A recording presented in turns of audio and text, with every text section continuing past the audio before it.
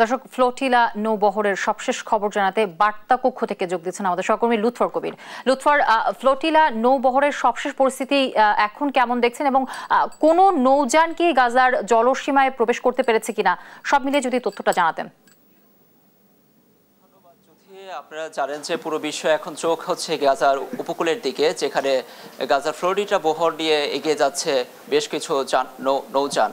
ইতিমধ্যে একটি নৌযান কিন্তু আমরা সবশেষ লাইভ ট্র্যাকারে দেখেছি যে উপকূলের একদমই কাছাকাছি অবস্থান করছে, বেশ কিছুক্ষণ ধরে সেখানে অবস্থান আছে। এই জাহাজটি অ্যাকচুয়ালি ইসরায়েলি অবরোধ ভেঙে সেখানে একদম গাজার ক্ষুধার্ত মানুষের কাছে ত্রাণ নিয়ে পৌঁছানোর চেষ্টা চালাচ্ছে, কিন্তু আমরা একদমই সবশেষে লাইভ ট্র্যাকারে দেখতে পেয়েছি কিন্তু বেশ কিছুক্ষণ ধরে নৌকাটি সেখানে অবস্থান করছে, এর কোনো অগ্রগতি দেখতে পাচ্ছি না আমরা।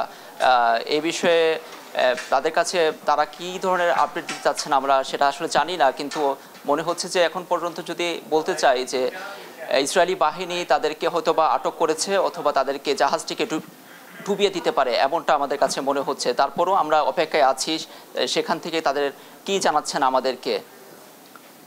জ্যোতি, ফ্লোরিডায় থাকা মানবাধিকার কর্মীদের আসলে উদ্দেশ্য কি? এই যে 22 লাখ ফিলিস্তিনির জন্য যে তাদের এই ত্রাণ কতটা আসলে ক্ষুধা মেটাবে বলে আপনি মনে করছেন? আসলে যদি যে আপনার মাধ্যমে দর্শকদের জানিয়ে রাখতে চাই, এটি আসলে তাদের ত্রাণ বলেন ও মেডিসিন বলেন যাবতীয় যা কিছু নিয়ে তারা সেখানে যাচ্ছেন। নানা দেশ থেকে প্রায় 5 শতাধিক কর্মী, প্রায় 40টিরও বেশি জাহাজ, অলরেডি 13টি জাহাজ ডুবিয়ে দিয়েছে। এই তাদের উদ্দেশ্যটা হচ্ছে বিশ্বকে একটা বড় ধরনের বার্তা দেওয়া, যে বার্তাটির মাধ্যমে যে ইসরায়েলের যে অবরোধটা আছে সেই অবরোধটা ভেঙে গাজার ক্ষুধার্ত মানুষের কাছে ত্রাণ সহায়তা পৌঁছে দেওয়াটা বড় একটা বার্তা।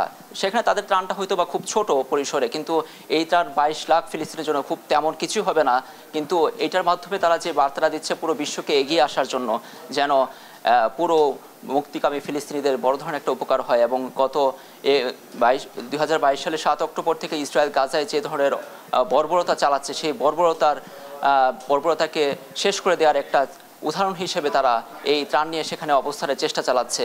আপনাকে আরেকটা বিষয় জানিয়ে রাখতে চাই যে ইসরায়েল রাতের দিকে কিন্তু বেশ কয়েকটি জাহাজে হামলা চালিয়েছে। সেই হামলা চালানোর মধ্যে প্রধান একটি জাহাজ ছিল যেখানে ছিল গ্রেটা থুনবার্গ, যিনি সুইডিশ পরিবেশ কর্মী, তার নেতৃত্বে কিন্তু এগিয়ে যাচ্ছে এই জাহাজের বহর ফ্লোটিলা বহরটি। ইতিমধ্যে তাদেরকে কিন্তু তার সহ গ্রেটার বন্ধুদের সহ তাদেরকে ইসরায়েলের নিয়ে যাওয়া হয়েছে। আমাদেরকে ইসরায়েলের পররাষ্ট্র মন্ত্রণালয় থেকে আমরা জানতে পেরেছি। তবে ইসরায়েলের পররাষ্ট্র মন্ত্রণালয় স্টেটমেন্টে জানিয়েছেন তারা এখন পর্যন্ত ভালো আছেন, কিন্তু তাদেরকে সম্ভবত বিমানযোগে অথবা হেলিকপ্টারের মাধ্যমে ইউরোপে ফেরত পাঠানো হতে পারে। তারপরও আমরা যে বিষয়টি দেখছি যে এখন পর্যন্ত আমাদের কাছে এই ছিল সবশেষ খবর, কিন্তু আমাদের আরেকটা বিষয় যদি জানিয়ে রাখতে চাই যে 40টির মধ্যে 13টি জাহাজে আটক হয়েছে, বাকি জাহাজগুলো কিন্তু ইতিমধ্যে বন্দরে প্রবেশের চেষ্টা চালাচ্ছে এবং সবশেষ পৌঁছাতে পারে কিনা সে বিষয়ে আসলে আমরা নজর রাখছি। বাকি বিষয়ে সবশেষ খবর পাওয়া পর্যন্ত আপনাদেরকে আমরা জানিয়ে দিতে পারবো। জ্যোতি।